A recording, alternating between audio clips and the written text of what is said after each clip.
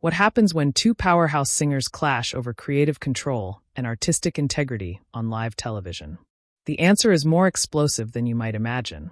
Before we dive into this incredible confrontation, make sure to hit that subscribe button and drop a comment below telling me what you think about artists standing up for their principles. Now, let's get into this story. The Kelly Clarkson Show was buzzing with its usual energy that afternoon. The studio audience was particularly excited because they knew they were about to witness something special.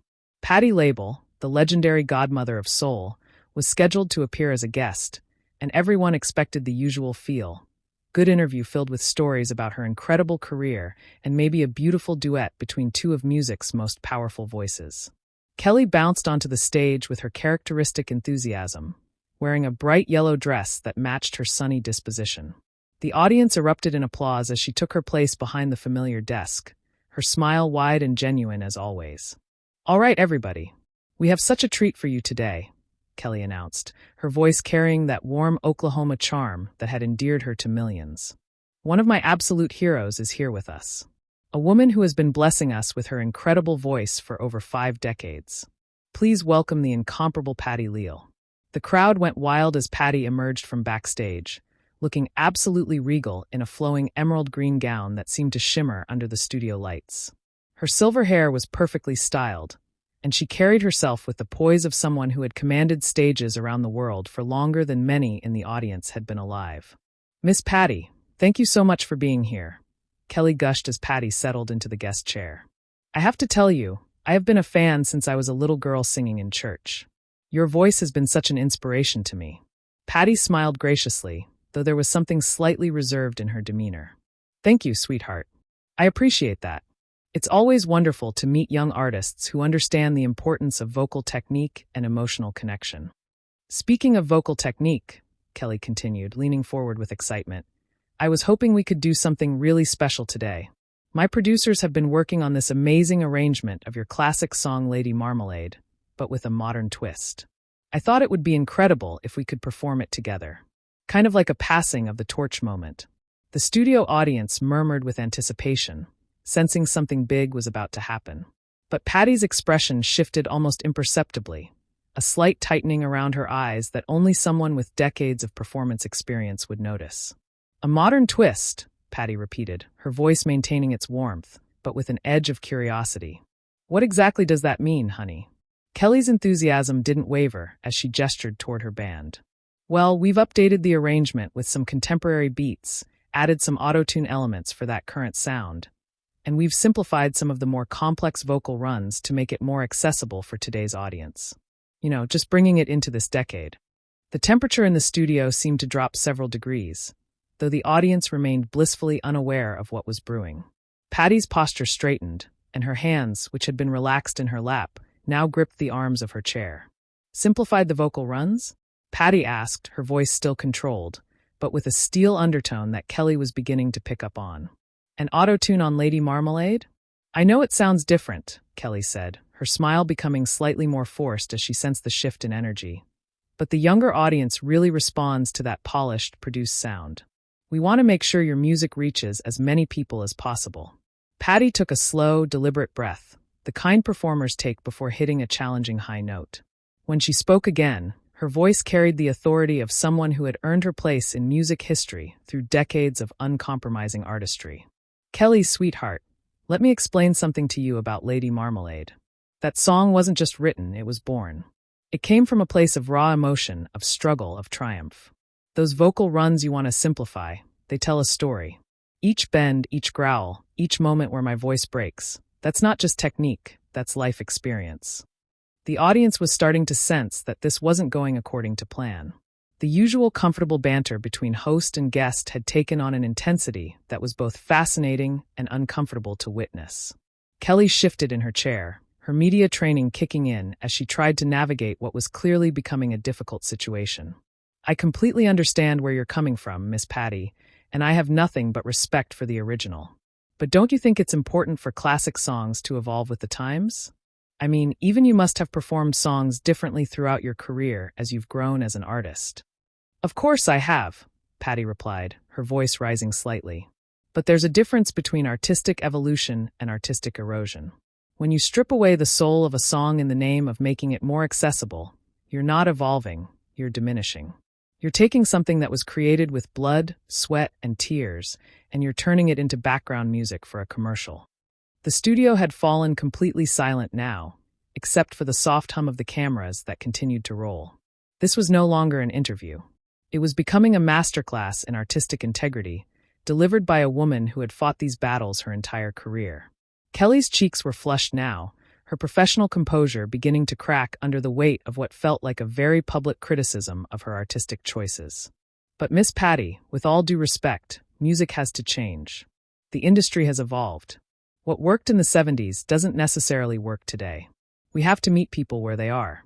Patti leaned forward, her eyes flashing with a fire that reminded everyone why she'd been called the godmother of soul. And where exactly are people, Kelly? Are they so intellectually and emotionally diminished that they can't appreciate complex vocal arrangements? Are they so musically illiterate that they need autotune to enjoy a song? Or have we just decided that it's easier to dumb things down rather than elevate people up? The question hung in the air like a challenge, and Kelly felt the weight of every camera in the studio focused on her response. Her face had gone from its usual warm pink to a deeper shade of red that clashed with her yellow dress. The audience sat in stunned silence, unsure whether they were witnessing television history or television disaster. "That's not fair," Kelly said, her voice tighter now. The Oklahoma sweetness strained through obvious frustration. "I'm not trying to dumb anything down. I'm trying to make music that connects with people. My audience trusts me to bring them performances that speak to them in their language, in their time." Patti's laugh was sharp and musical at the same time. A sound that somehow managed to be both beautiful and cutting. Their language? Honey, music is a universal language. Emotion is a universal language. When I sing, I'm not translating for anybody. I'm speaking directly to their soul. And souls haven't changed since the beginning of time. But presentation matters, Kelly shot back, her professional mask slipping further. You can have all the soul in the world, but if people can't relate to how it's packaged, they're going to tune out. That's just reality in today's entertainment landscape. Entertainment landscape, Patti repeated, shaking her head slowly. Do you hear yourself right now? We're talking about art. About music that has the power to heal, to inspire, to change lives, and you're reducing it to an entertainment landscape, like we're theme park attractions instead of artists. Kelly's jaw tightened visibly. She had built her career on being the relatable, down-to-earth host who could make anyone feel comfortable. But Patti LaBelle was not playing along with that narrative. "Look, Miss Patti, I respect everything you've accomplished, but I've sold over 25 million albums worldwide. I've won multiple Grammys. I think I know something about connecting with audiences. And I've been doing this since before you were born," Patti fired back without missing a beat. "I've watched this industry go through every trend, every fad, every supposedly revolutionary change. You know what remains constant? Authentic artistry. Real voices singing real emotions to real people who hunger for something genuine in a world full of artificial everything." The studio crew was exchanging worried glances now. This was supposed to be a light-hearted interview with maybe a heartwarming duet. Instead, they were capturing what felt like a generational clash between two very different philosophies of music and performance. Kelly stood up abruptly, pacing behind her desk like a caged animal. "You know what? I'm tired of this attitude that everything new is automatically inferior. I'm tired of being treated like I'm some corporate sellout just because I understand how to reach people in the modern world. My music has helped people through divorces, through depression, through loss. Don't tell me that's not authentic." "I never said your music wasn't authentic to you," Patti replied, her voice steady despite the rising tension. "What I'm saying is that when you take my music and filter it through focus groups and market research and production techniques designed to make it sound like everything else on the radio, you're stripping away what made it special in the first place." "So, what am I supposed to do?" Kelly demanded, her hands gesturing wildly now. "Perform everything exactly like it was recorded decades ago? Never add my own interpretation? Never try to bring my own artistry to a song? Just be a karaoke machine for the classics?" Patti's eyes flashed dangerously. "Don't you dare twist my words, young lady. I never said you couldn't interpret a song. Interpretation requires understanding what you're interpreting. It requires respect for the source material. What you're describing isn't interpretation, it's appropriation. You want to take the commercial appeal of my song while discarding everything that gave it meaning. That's ridiculous, Kelly snapped, her voice rising to a level that made several audience members shift uncomfortably in their seats. Every artist builds on what came before. That's how music evolves. The Beatles built on Chuck Berry. Madonna built on disco. I'm building on voices like yours.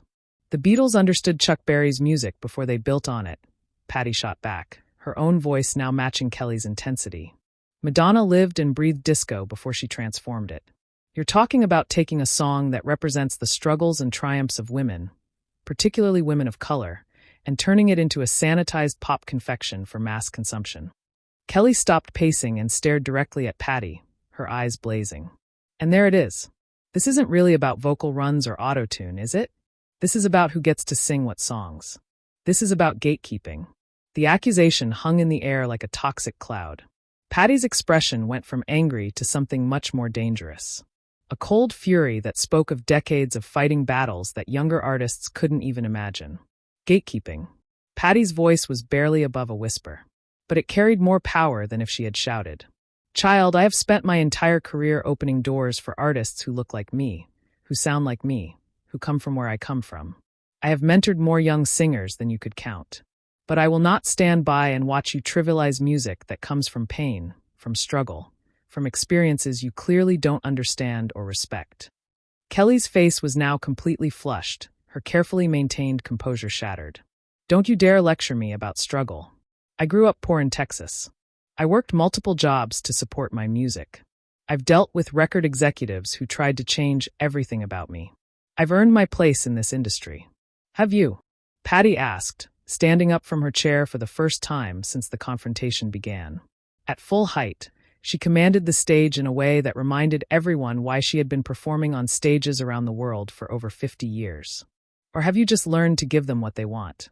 Because there's a difference between earning your place and being given a place because you're willing to play by rules that were designed to keep authentic voices marginalized. The studio fell into a silence so complete that the only sounds were the quiet whir of cameras and the barely audible breathing of 300 audience members who had suddenly found themselves witnessing something far more intense than they had bargained for. Kelly's mouth opened and closed several times, as if she were trying to find words that simply wouldn't come. That's completely unfair, Kelly finally managed, her voice shaking with a mixture of anger and something that might have been hurt. I have never compromised my artistic integrity for commercial success. Never. Everything I've done has been authentic to who I am as an artist and as a person. Patti tilted her head slightly, studying Kelly with the kind of intense scrutiny that made everyone in the studio feel like they were intruding on something deeply personal. Is it though? Because right now you're asking me to compromise mine. You want me to take a song that I poured my heart and soul into that represents a specific time and place and experience and reshape it to fit your vision of what modern audiences can handle. I never asked you to compromise anything, Kelly protested, but her voice lacked the conviction it had carried earlier. I asked you to collaborate, to create something new together. No, sweetheart, Patti said, her tone gentle now but no less firm. You asked me to validate your approach by lending my name and my reputation to it. There's a difference. A real collaboration would have started with you asking me what Lady Marmalade means to me, what it represents, how it came to be. Instead, you presented me with a finished concept and expected me to go along with it because what? I should be grateful for the exposure. Kelly's hands clenched into fists at her sides. I never said anything about exposure. This show reaches millions of people. I thought you would want to share your music with a new generation. And there's the problem, Patti said, taking a step closer to Kelly's desk.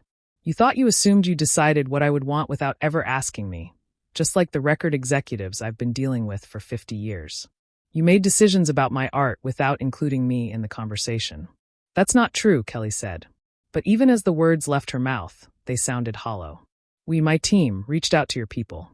We discussed the concept. Your team reached out to my management with a proposal, Patti corrected. No one asked Patti LaBelle what she thought about turning Lady Marmalade into a pop confection.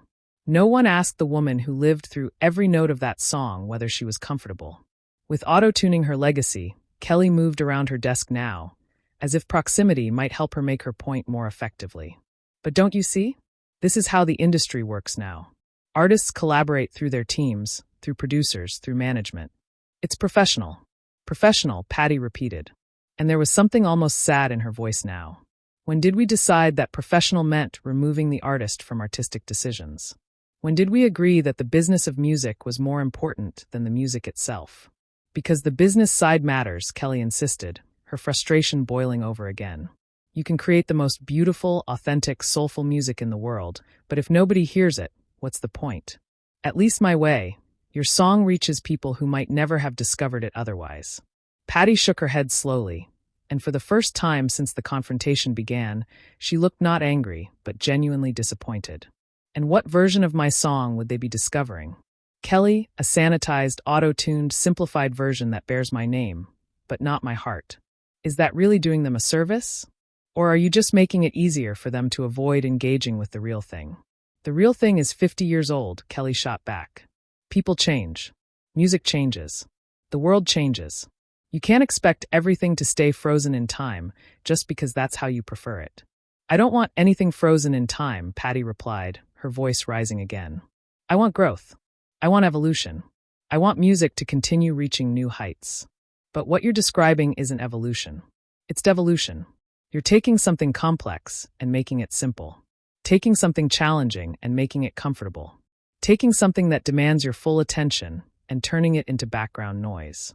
Kelly threw her hands up in exasperation. So what's the solution then? Should contemporary artists never touch classic songs? Should we all just stay in our lanes and never try to bridge generational gaps? Should music be segregated by decades?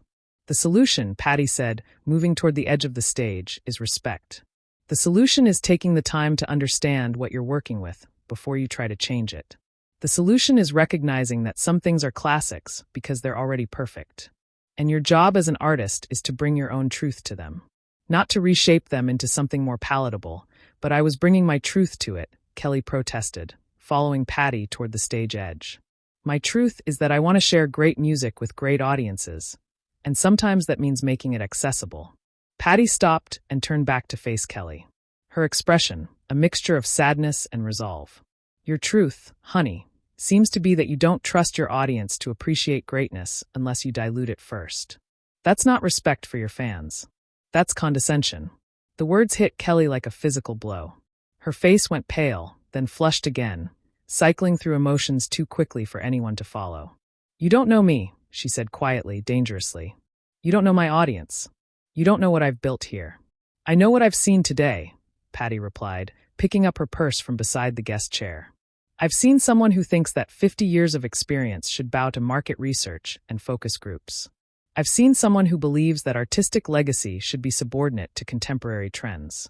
And most sadly, I've seen someone who doesn't understand that real artists don't ask legends to compromise their integrity for the sake of television ratings. Kelly's mouth fell open as the full implication of Patti's words sank in. You're leaving. I'm leaving, Patti confirmed, slinging her purse over her shoulder with the same regal bearing she had maintained throughout the entire confrontation. Because I refuse to be part of something that diminishes the very music I spent my life creating. And because I refuse to pretend that what you're proposing is collaboration when it's actually appropriation with a smile and a television contract. Miss Patti, please, Kelly called out, her voice cracking slightly as the reality of the situation hit her. We can work this out. We can find a compromise. Patti paused at the edge of the stage and looked back. One final time. Sweetheart, some things shouldn't be compromised. Some things are worth more than television moments and viral clips and social media buzz. Some things are sacred. Until you understand that, you're not ready to collaborate with me or anyone else who takes their artistry seriously. And with that, Patti LaBelle walked off the Kelly Clarkson Show, leaving behind a stunned host, a bewildered audience, and a television moment that would be talked about for years to come. The cameras kept rolling as Kelly stood alone on her stage, the weight of Patti's words settling over the studio like a heavy curtain. So there you have it. One of the most intense confrontations in recent television history. What do you think? Was Patti right to stand her ground on artistic integrity, or was Kelly just trying to share great music with a new generation? Drop your thoughts in the comments below, and make sure to subscribe for more incredible stories from the world of entertainment that you won't believe actually happened.